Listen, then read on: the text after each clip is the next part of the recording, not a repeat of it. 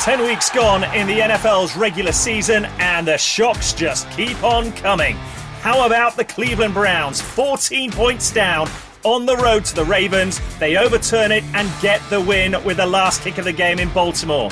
And then the C.J. Stroud-led Houston Texans showing no fear going into the home of the Cincinnati Bengals and getting a big road win there. They're very much in the thick of the conversation for the postseason action right now. Before Week 10 rounded off on Monday Night Football, it had pretty much everything, but the Denver Broncos going into Buffalo with a 3-5 record. They left with a 4-5 record, including a game-winning field goal on a retake. The NFL is the gift that simply keeps on giving. So let's look for some more as we turn the page onto Week 11 in the NFL. Graves on Gridiron with Richard Graves. Welcome along to the show. This is Graves on Gridiron. I am your host, Richard Graves, and we haven't even mentioned the perfect Week 10 record for the show. That's right, 3-0 against the line. Started off with the San Francisco 49ers blowing out the Jags in Jacksonville. The Dallas Cowboys, as expected, did the business and then some as they put 49 on the board past the New York Giants before the Detroit Lions came out on top in a thriller in Los Angeles against the Chargers. 3-0 for the show, and that means having started out the season with a 1-5 record through the first 2 weeks, we now have a winning record overall. We've gone 15-9 against the line since week 3. That puts us on an overall total of 16-14 against the line. It's not how you start the season, it's how you finish, and we're building up a full head of steam now as we head towards January. That's the important thing, and that's where we're heading. If you're new to the show, welcome along. Better to join us late than never. We've had a lot of fun along the way through the first 10 weeks of the season. And given the action we've seen so far in the National Football League, there's plenty more to come, no doubt, as well. If you're a regular to the show, great to have you back along for the ride with us. One final note on Week 10. Those that follow me on my X account, formerly known as Twitter, will have seen that regularly now on a Monday morning, we put up a poll to get your instant reaction to the Sunday slate of games overall. And Week 10 was no different. This week, the poll was simply put, who had the biggest impact? Who wrote the biggest storyline coming out of Week 10 and Sunday's games? Was it the Browns' comeback in Baltimore? How about those C.J. Stroud-led Houston Texans? Or the Niners win in Jacksonville, snapping a 3-game losing streak? Or Josh Dobbs? We haven't mentioned him so far yet in the show. He's now the face of the NFL's X account with the strapline "In Dobbs We Trust." He led the Minnesota Vikings to a second straight win as they find themselves just 2 games back, I think it is now, of the Detroit Lions in second place in the NFC North. It was a close one. 1,300 people, just over that, had a look at the poll, and by 1%, you voted for the C.J. Stroud-led Texans and their win over the Cincinnati Bengals in Cincinnati. 39% of you voted for C.J. Stroud, 38% for the Cleveland Browns and their comeback at the Ravens. And then there was the Niners winning Jacksonville and the Vikings under Josh Dobbs winning again this week as well. Week 11, we have a look to the slate of games. I have 3 more for you as we look to go back-to-back with perfect records in successive weeks. We're going to start out this week's show as the NFL finished Week 10 with the Buffalo Bills. They host the New York Jets. It's a repeat of the Week 1 matchup. You'll remember Aaron Rodgers went out on the very first series of the game, deflating the Jets organization, or so we thought, before they came back to pull off a dramatic overtime win. Since then, these two teams have established records which are remarkably similar. The New York Jets are 4-5 on the season. The Buffalo Bills have dropped back to 500 on the season with a 5-5 record. And yet the odds makers set them out as heavy 7-point favorites. Perhaps a little bit surprising when you consider the Buffalo Bills have lost 4 out of their last 6 games. This season, they've lost to the New York Jets, as we mentioned in Week 1. They've also recorded a loss to AFC East rival, the New England Patriots. In fact, the only divisional rival win they've had was at home to the Miami Dolphins a little bit earlier this season. They fumbled the ball on the very first play of the game on Monday night against Denver. They went on to commit 4 turnovers in that game in total. Look, it was not a good game of football. It was highlighted really by the way it finished in almost comical fashion, with the Buffalo Bills leaving 12 men out on the field as Will Lutz and the Denver Broncos had a field goal try to win the game. He missed, but down came the yellow laundry. 12 men on the field. That'll be a 5-yard penalty. Have another go, Will Lutz. And this time he put it straight down Park Avenue and through the middle of those uprights to pull off a memorable win for the Denver Broncos. Ultimately, it's mistakes that are costing the Buffalo Bills games right now. That's what we saw Monday night. That's what we've seen largely in the last month as well. And frankly, they look a disorganized mess out on the field. And if the playoffs were to take place today, they wouldn't be in it right now. They are on the outside looking in. Now they host a New York Jets team who've already managed to shock them this season. And they're still fighting. They're still in there looking to give Aaron Rodgers, when Aaron Rodgers comes back from injury. I've heard December spoken about, which would be a ridiculous recovery time for the Achilles tendon injury he suffered. But week in, week out, we seem to get more footage of him progressing. It's Aaron Rodgers. It may well happen. But they're very much hoping that they can put themselves in a position that when he does return, they're giving him a team that can still go on to achieve things this season. And perhaps their hopes that they started out the campaign with aren't dead and buried yet. At 4-5 on the season, that's certainly the case. There'll be no secret for their game plan coming into this game. They need to play well on defense. Frankly, they've been playing lights out this season for the majority of the time on defense. And they need to run the ball on offense. Breece Hall was problematic for the Buffalo Bills when they last met in that season opener. And Denver had success on the ground in that game. Look, for Buffalo, you've got to cut out the mistakes right now. You've got to cut out the mistakes. You've got to put points on the board if you're the Buffalo Bills. And if you could do that, this whole game becomes a completely different proposition for the Bills. If the Jets are forced to put the ball into Zach Wilson's hands and ask him to make plays through the air, that plays heavily into Buffalo's favor. Zach Wilson hasn't thrown a touchdown pass since the first quarter of their Week 8 game against the New York Giants. In fact, the Jets, as a team, have not scored a rushing any touchdown for that matter, in 36 straight drives on offense. Look, I've written this before when I've written in the column. I've certainly said it on my podcast here before about teams. You don't become a bad team overnight. I think that applies to this Buffalo Bills organization right now. And if they still want to be contenders this season, it's go time right now for the Buffalo Bills. They're still ranking in the top 10 in overall offense, passing offense, and scoring offense. They're putting 26 points a game on the board on average. If they put 26 points on the scoreboard against this New York Jets team on Sunday, then it's over. They win this game. The Jets might argue, well, look at our defense. I've said they've been playing lights out this season. But despite the standard to which they've elevated their game to keep the Jets in games throughout the season, it's not been enough. That's why they're 4-5 overall. They give up 19 points a game, but they're 31st ranked in the NFL when it comes to stopping the run. Look, like the Bills, their defense has been put in some tough spots this season as well and has to be respected. We've seen what happens, though, when opponents put points on the board and they're playing catch-up from behind. It becomes a struggle for the New York Jets. They haven't scored more than 20 points in a game in over a month now. For Josh Allen and this Bills team, the time for excuses is over. The time to show up and show out is here. And I will say this, big-time players make big-time plays in big-time games. This is an AFC East divisional rivalry matchup. You could say, certainly for the Buffalo Bills, it's potentially a season-defining matchup. It is a big-time game, folks. The real Buffalo Bills need to show up, and I think they do in this game. Take the Bills to win. Take them to cover the spread as well. Take the Buffalo Bills at -7. Graves on Gridiron with Richard Graves. Game 2 from this Sunday's slate sees the Josh Dobbs Minnesota Vikings go to the Denver Broncos. The Vikings go into this with a 6-4 record. The Broncos are at 4-5. And what is there left to say about quarterback Josh Dobbs that hasn't already been said. What he achieved at the start of the season, playing for Arizona when he only signed for them inside 2 weeks of the start of the regular season, that was good.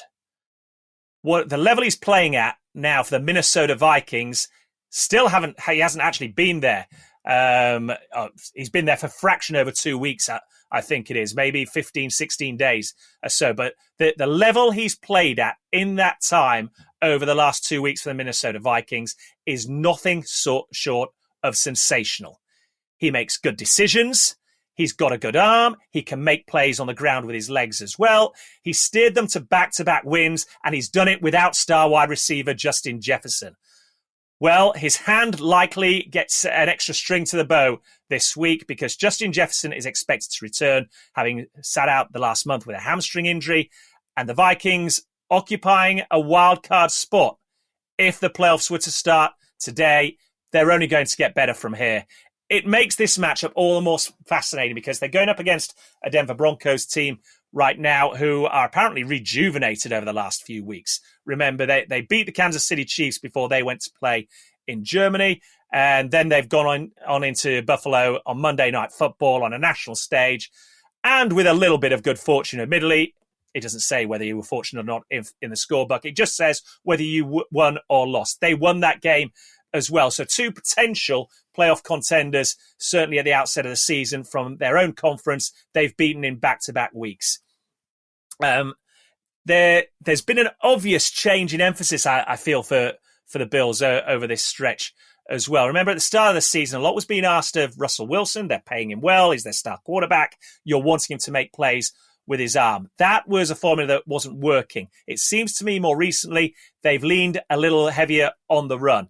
That has been working for them. They've cut out their sloppy mistakes on offense. That's allowed this Denver defense to play at a level that over recent seasons we've become more accustomed to seeing. And against both the Kansas City Chiefs and the Buffalo Bills, across those two games combined, they've snatched themselves 9 takeaways. They'd only had 7 in the entire season, the first 7 games prior to that. As a result, they're now riding a 3-game win streak, heading into this Sunday Night Football matchup, once again under the lights and once again on a national stage. And yet, despite this, they could and perhaps should have lost that game on Monday night up there in Buffalo. They missed that field goal attempt right as time expired to win the game. It was a sloppy mental error from the Buffalo Bills. 12 men on the field that allowed them to have another go at it. Will Lutz made no mistakes second time round. They go on to win the game. I think I've said this before about Minnesota, though. Their defense this season is a much improved unit as well. 12 months ago, without doubt, they were the Achilles heel of this Minnesota Vikings organization. And yet this time around, they forced game-winning turnovers to clinch games against the San Francisco 49ers. Last weekend, they largely shut down the Saints and certainly repelled them as they attempted to come from behind in the fourth quarter.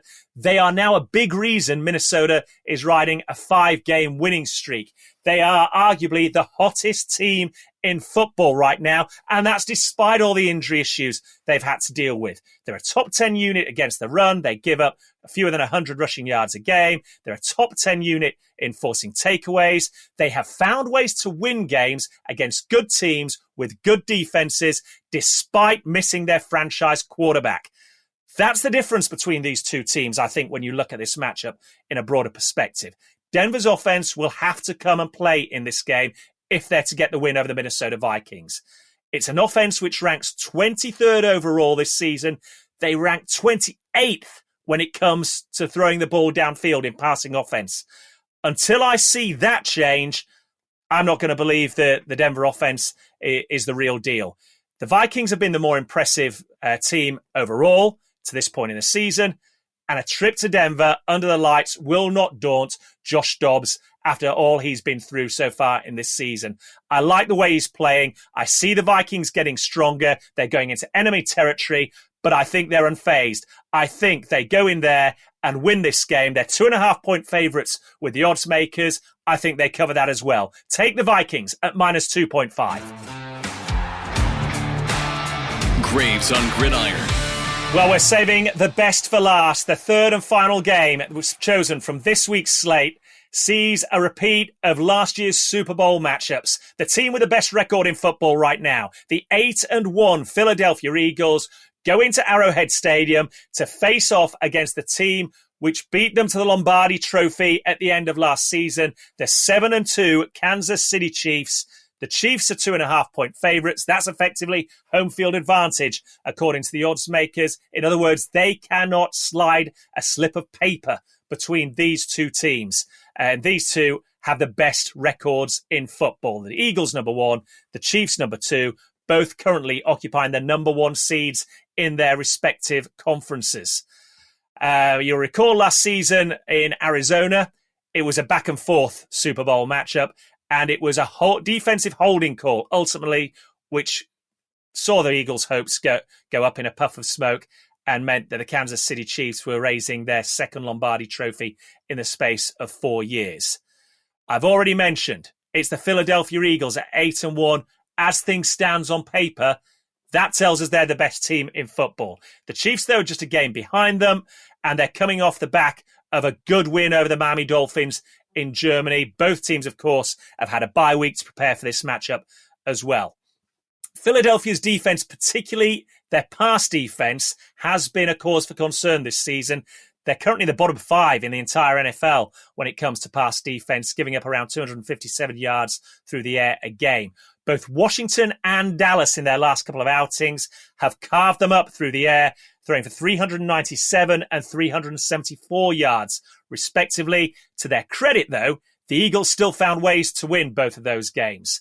The bye week, you suspect, has given quarterback Jalen Hurts time to heal up a little bit, visibly bothered by that right knee injury last time out against Dallas. But regardless of that, he's still masterminded an offense which is scoring 28 points per game. But, and this is a concern as well when it comes to the big-time matchups, he has turned the ball over on 11 occasions this season. That's 3 fumbles lost, 8 interceptions thrown. Kansas City's defense, perhaps surprisingly, has been their best unit for the first 10 weeks of the season. They rank top 10 in total defense, top 10 in passing defense, and they're giving up just a fraction under 16 points on average per game. Remember, they shut out the red-hot Miami Dolphins through the first half in Frankfurt a couple of weeks ago and then turned them away again with the game on the line late in the fourth quarter.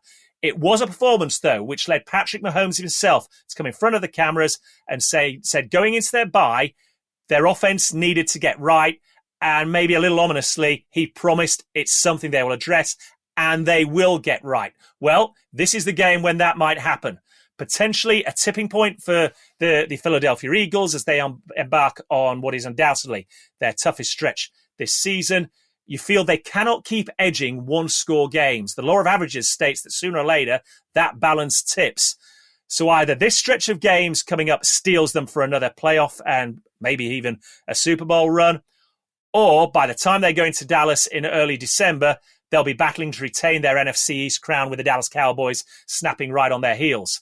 The question for the Kansas City Chiefs is, can they resolve their offensive issues? It's a unit which still ranks 8th in overall offense this season, but it hasn't been getting the ball into the end zone as frequently as we've been used to seeing. They're averaging around 23 points per game, and that is a paltry figure, frankly, compared to what we've seen in recent years. Going into their bye, they were 28th in turnovers. That's right, 28th in the National Football League. They've turned the ball over on 17 different occasions, be it fumbles, drop passes leading to interceptions, whatever. It's something that this team needs to address and clean up. One thing we should know by now, though, is that you never write off an Andy Reid coach team, especially when he's got Patrick Mahomes at his quarterback. Somehow, the two of them manage to find a way to get it done when it matters most. And frankly, the business end of the season starts right here. This is when the Chiefs traditionally come into their own over the last 4 or 5 years with home field advantage, an electric atmosphere. I think we see that happen again. The Chiefs are 2.5-point favorites going into this game. I think they win it. They cover as well. Take the Kansas City Chiefs to heap more misery on the Eagles, repeat their Super Bowl 57 win. Take the Kansas City Chiefs to cover at -2.5. Okay, let's just recap on the games selected ahead of Sunday's Week 11 slate of games. Starting first of all in Buffalo. Maybe a get-right game for them. Take the Bills to cover at -7. And then it's on to Denver as the Broncos host the Minnesota Vikings. Will the Josh Dobbs run continue in Minnesota? I think it will. I think the Vikings cover at -2.5. Before we finish with the game of the week on Monday Night Football, a repeat of the Super Bowl 57 matchup. The Eagles are in Kansas City to take the Chiefs.